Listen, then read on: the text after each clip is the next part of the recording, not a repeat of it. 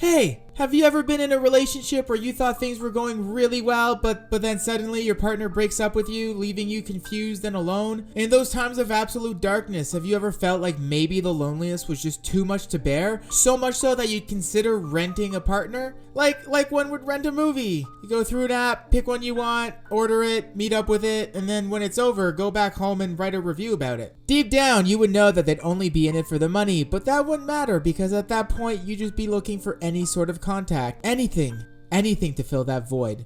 Well, that's essentially what Rent a Girlfriend is all about. A guy so depressed over his breakup that he decides to rent himself a girlfriend for a few hours. While that sounds like the plot for a potentially generic yet horrendous misogynistic cliche of a story, it's actually really enjoyable. While not perfect and definitely not the most unique manga I've ever read, Rent a Girlfriend is a really endearing little romantic comedy. It's become one of my favorites and I couldn't be happier to finally make a video on it. So with that said, let's get into it.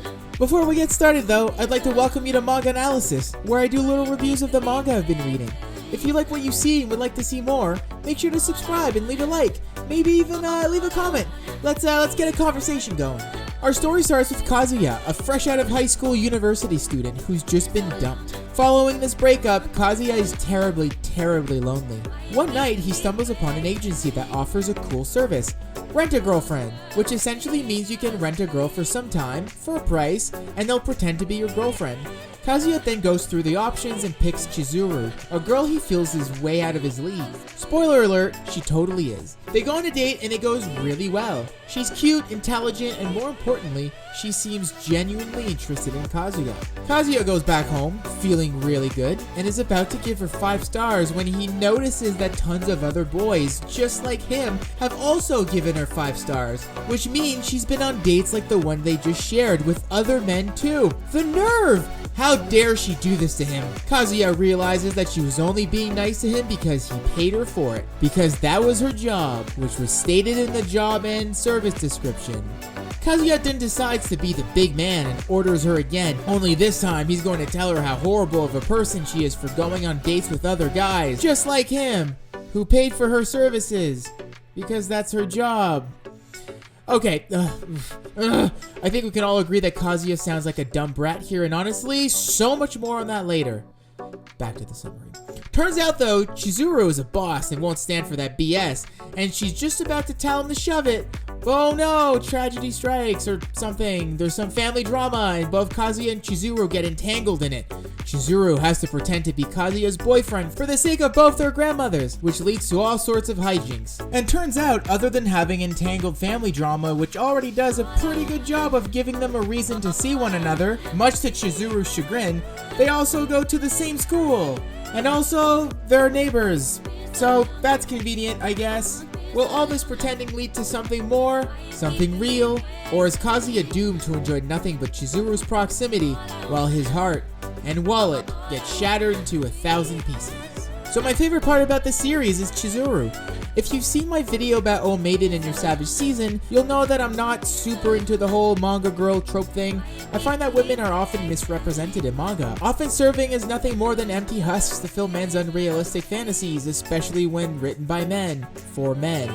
And a story where guys rent themselves girlfriends, well, that sounds like a cesspool of misogyny and unrealistic expectations waiting to happen. Well, I'm actually here to tell you that Rent a Girlfriend, while not completely devoid of moments of fan service and obscene male fantasy, does offer a very fleshed out, pretty realistic female co-protagonist in Chizuru. Chizuru is written as an intelligent, beautiful, kind, humble, hardworking, badass woman, and we actually get to see that through her actions. It's not just like, wow, this Chizuru girl is so smart because the protagonist told me she was so smart, and then the narrator told me she was so smart, and then proceeds to show none of that. What is said is shown, and I think that's the best way to convince the reader about the awesomeness of a character. Oftentimes you get introduced to a really cool badass woman as a co-lead, only to have her slowly fade away to the background or serve the male protagonist that she's with, like somehow the author got scared that the three-dimensionality of his or her heroine would scare readers away. That is not the case with Chizuru. Her development as a character is focused on her interactions with the rest of the cast and how she handles the obstacles that are brought to her. The reason Chizuru becomes a rent-a-girlfriend in the first place are bound by spoiler territory, so I won't go too deep into the why of things, but I love that being a rent-a-girlfriend isn't what defines her as a character. She's very explicit at the start start that she considers this job as just that, a job, to make money, and also to develop her people skills. Chizuru feels like someone I've met before. She feels grounded in reality. She's a university student who's working a part-time job to support herself through her studies. She has goals and ambitions that feel real, and she works hard to realize them. She has a tough personality and isn't afraid to speak her mind, but also knows how to read the room. She can be shy around people she doesn't know super well and show an outgoing side of herself with close friends. She has many layers as opposed to like one personality trait that is used over and over again. She doesn't really fall under any of the typical character archetypes that we're used to seeing. And honestly, that might partly be because she's a university student as opposed to the usual high school students we're used to seeing. Regardless, Chizuru feels fresh and is a pretty convincing character. I will say the least realistic part of her is her tolerance for Kazuya, because any real person would have thrown that guy out of their lives by book 3. But much more on that later. So the next thing I really appreciate about this series is its open-mindedness and acceptance towards the men and women who either offer rent-a-girlfriend services or who pay for such services. Sure, there are some characters who sort of look down on the whole thing, but they're mainly seen as the antagonists or villains, so their opinion doesn't really matter. Oh, and older people, I guess, find it weird, but whatever. I think it's important to go into these services with an open mind and not to judge one for providing or paying for such services. Most of the cast members promote empathy towards both parties and even seek to understand. Most of the characters from this series who use these services aren't weird, stereotypical otakus with neckbeards like we're used to seeing in other series and media, but rather we're just seen as like normal guys not wanting to be alone on a Wednesday afternoon. Chizuru even mentions that most of their clients are really nice guys, which I think is super cool. It helps battle the stereotype that men who pay for women's company are creepy, low-life predators. On the other hand, I love that it doesn't try to shame the girlfriends by trying to make them feel bad for having such jobs, either by directly saying so or by having indirect judgy undertones. All the girls that we see in this story that work as rent-a-girlfriends are super nice, have their lives somewhat together, and do this job as a way to better themselves. Some do it to gain confidence, some do it to improve their people skills, one does it with the hope of falling in love, and another just treats it as a simple way to make money. Not that the services provided in the series ever go above the PG-13 rating, I can understand how such services would be looked at dubiously from the eyes of Westerners, such as myself. In Western culture, it's difficult to see a rent-a-girlfriend and not immediately think of prostitution and all the horrible stigma and shame that is forced on sex workers. I wish open-mindedness and positive vibes like the one seen in the series were seen in more fiction. If more stories were able to normalize the whole thing, then understanding would surely follow. Hey, manga can change the world, folks. Believe it. So there's one thing about this series that I really don't like, and unfortunately, it's our boy, our protagonist, it's Kazuya. Ugh. I said I had much more to say about this boy, and here we go. Kazuya is such an unlikable character that it's hard to fathom how he got through the storyboarding process. Giggix said it really well in his video when he called Kazuya a walking bruh moment.